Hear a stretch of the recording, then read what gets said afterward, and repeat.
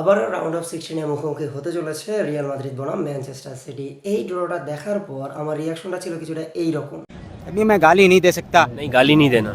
মানে কিভাবে ড্র করলে একই টিম একই প্লেয়ারদের সাথে বারবার খেলা পড়ে, না এটা একবার হয়তো, দুইবার হয়তো, তিনবার হয়তো, চারবার হয়তো, পাঁচবার হয়তো মেনে নেওয়া যেত।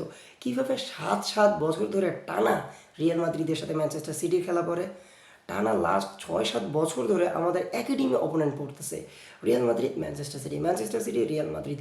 মানে ফ্যানদের যে একটা এক্সাইটমেন্ট কাজ করে নিজেদের ভিতরে যে আমাদের টিম হয়তো নতুন কোনো অপোনেন্ট পাইবে, নতুন অপোনেন্টকে ঠকাবে বা তাদের কাছে ঠকবে, নতুন কিছু আমরা ফিল করব, সেটা আমাদের মাঝখান থেকে প্রায় হারিয়ে গিয়েছে।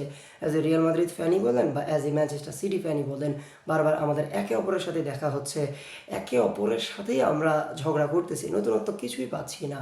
যদি বলেন যে এটাকে রিগড, হ্যাঁ বলতে পারেন এটা রিগড, না হলে কীভাবে বারবার ওই যে একটা বল থেকে একটা বল তুলবো, বারবার ওটা খুলবো, খুলে দেখবো রিয়াল মাদ্রিদ, আবার খুলে দেখবো ম্যানচেস্টার সিটি, এটা কীভাবে হয় ভাই? মানে কোনো সমীকরণেই তো এটা মেলানো যাচ্ছে না। এখন হয়তো আপনারা বলতে পারেন যে as a Real Madrid fan আমাদের তো খুশি হওয়া উচিত, কারণ ম্যানচেস্টার সিটির সাথে আমাদের উইনিং স্ট্রিটই বলেন বা ম্যানচেস্টার সিটি আমাদের সাথে যেভাবে হেরেছে সেটার কথাই বলতে পারেন যে কাছাকাছি তো রয়েছে।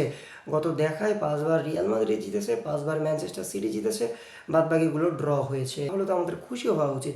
না ভাই, ফ্যান হিসেবে কোনোভাবে এটা মেনে নেওয়ার মতো না। আমাদের বলতে ইচ্ছে করে আর মানুষ পান নাই কেন? কেন? কেন জানি বারবার আমাদের সাথে সিটির খেলা পড়ে এবং সিটির সাথে আমাদের খেলা পড়ে। এখন আমরা বলতে পারেন যে আমাদের কাছে তো রদ্রিগো রয়েছে, যে রদ্রিগো ম্যানচেস্টার সিটির সাথে খেলা পড়লে জ্বলে উঠে সে গোল করে, রেমন্টাডা হয়ে যায়। ভাই ওইসব ড্রিম ছিল, এবং বর্তমানে যে টিম রয়েছে রিয়াল মাদ্রিদের বর্তমানের টিম, এই টিমের মতো আনব্যালেন্স টিম আর পুরো ইউরোপে নাই আমার যেটা মনে হয়। এই ক্ষেত্রে আমাদের টিমে রয়েছে স্টার্টিং 11-এ 3জন লেফট উইঙ্গার।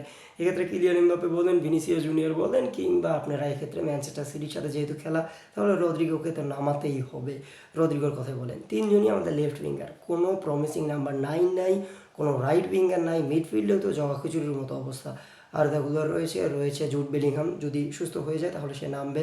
তারপর রয়েছে আমাদের ফেদেরিকো ভালভার্দে, চুয়ামেনি, কামাভিঙ্গা, কাকে থুয়ে কাকে নামাবো এবং কীভাবে যে এই ফিকচারগুলো হচ্ছে। এবং এইবার আমার মনে হয় না রিয়াল মাদ্রিদ খুব ভালো কিছু করতে পারে। যদিও আমরা এই যে ম্যানচেস্টার সিটিকে বিট করতে পারি, তবুও আমাদের সামনে চলে আসবে আবার দ্য মাইটি বায়ার্ন মিউনিখ, এবং বায়ার্ন মিউনিখকে হারানো আমার মনে হয় না অতটা সহজ হবে। যদিও কোনোভাবে হারাতে পারি তাহলে ওই পাশ থেকে চলে আসতেছে হয় চেলসি, না হলে আবার পিএসজি।